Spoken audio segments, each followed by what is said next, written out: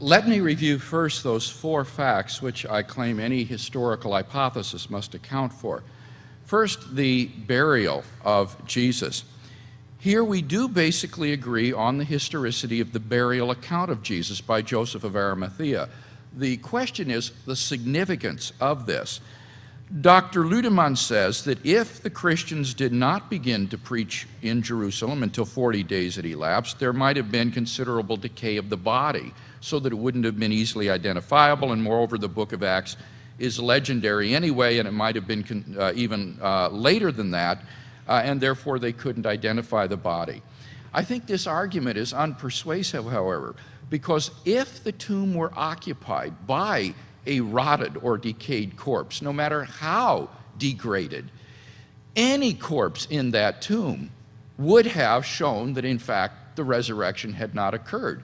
As long as the site of the tomb were known and it was occupied by a corpse, the burden of proof would be on the disciples to show that it wasn't Jesus. The presumption would lie with the Jewish authorities that it was Jesus. So the actual degradation of the corpse would do nothing to support the disciples. It would, on the contrary, put a real burden on them to explain how they could believe in the resurrection in the face of an occupied tomb containing the decayed remains of presumably Jesus of Nazareth.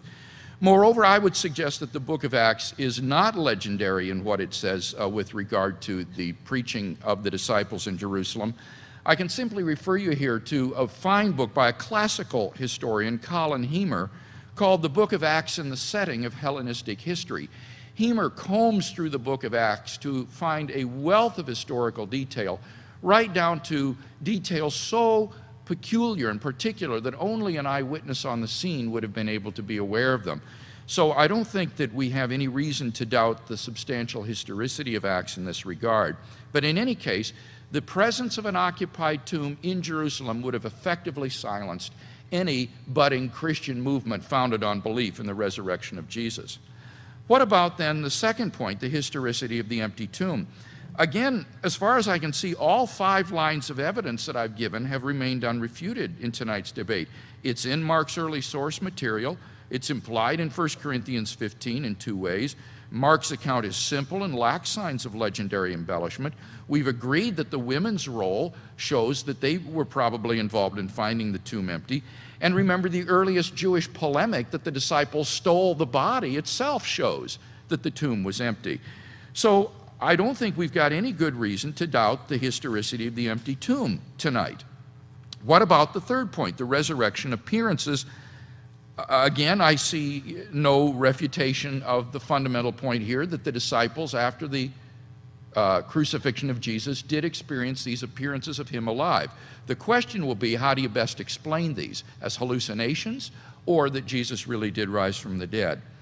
And finally, number 4, the origin of the disciples' belief. Here, if I understand him correctly, Dr. Lüdemann seems to be propounding the extraordinary hypothesis that Jesus prepared his disciples for belief in his resurrection. Now, I find that astonishing because even his own theory and the bulk of the evidence is that the disciples were utterly unprepared for the catastrophe of the crucifixion. The crucifixion completely undid any hopes that they might have had for Jesus being Messiah. They weren't expecting a resurrection from the dead. If you do accept that Jesus prepared the disciples in this way, what evidence is there of that? Perhaps you could say, well, his resurrection predictions that the Son of Man will rise again after 3 days. But the evidence in the Gospels is that the disciples didn't understand these predictions. They thought he meant the resurrection at the end of the world. That's why they said, we thought Elijah had to come first. They didn't have any inkling the resurrection of Jesus would occur within history. But moreover, if you do accept the historicity of the prophecies, then why don't you accept the historicity of the narratives as well? That's scholarly pick and choose. The resurrection narratives, including the empty tomb, are far better attested historically than the fact of Jesus' resurrection predictions. So it's impossible to arbitrarily say, well, I believe in the resurrection predictions while rejecting the historicity of the empty tomb stories and the appearance stories. So I think we've got the origin of the disciples' belief left to explain. Now, what is the best explanation of these? I suggested that the hypothesis God raised Jesus from the dead meets all 6 criteria for the best explanation. And Dr. Ludemann's only objection to this, as I say, is, can we really believe in miracles? Well, if God exists. Now, if God does not exist, as he believes, the type of God he described, then no, you can't believe in miracles. But if the existence of God is even possible, then you've got to be open to the evidence that a miracle has occurred. Klaus Berger has commented that normal Protestant liberalism, in its flat denial of miracles, is a form of rationalistic cultural imperialism. It says our limited powers of perception is the yardstick for absolutely everything in the world. And I want to suggest that the world may be a far more wonderful place than this sort of liberal theology imagines. If God does exist, then miracles are possible, and therefore the resurrection hypothesis is unobjectionable. Now, what about the hallucination hypothesis? Dr. Ludemann didn't deny that it had weak explanatory scope. It doesn't account for all the evidence.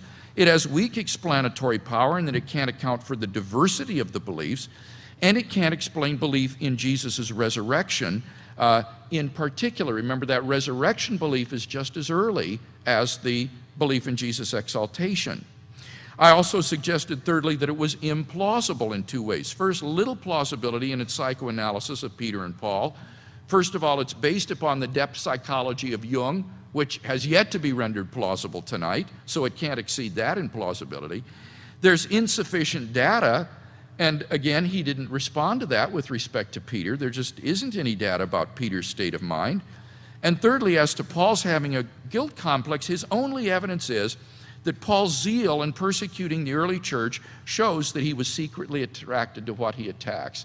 Well, that is far, far too simplistic and naive to be a plausible psychoanalysis. There's no evidence that Paul's zeal did not spring out of a genuine zeal for the traditions of his Jewish belief, just as the Nazi Gestapo persecutors weren't secretly attracted to Judaism in their zealous persecution of the Jews in National Socialist Germany.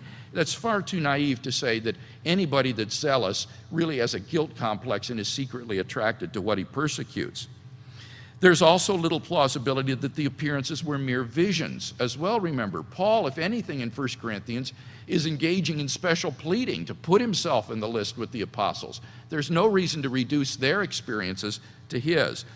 So in all of these ways, I think when you look at those 6 criteria for weighing the best explanation, the only thing against the resurrection hypothesis is that it's admittedly miraculous.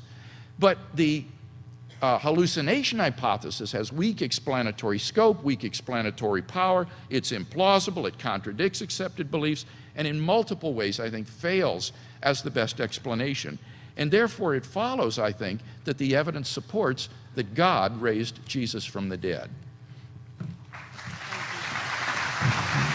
Okay, Mr. Bennett?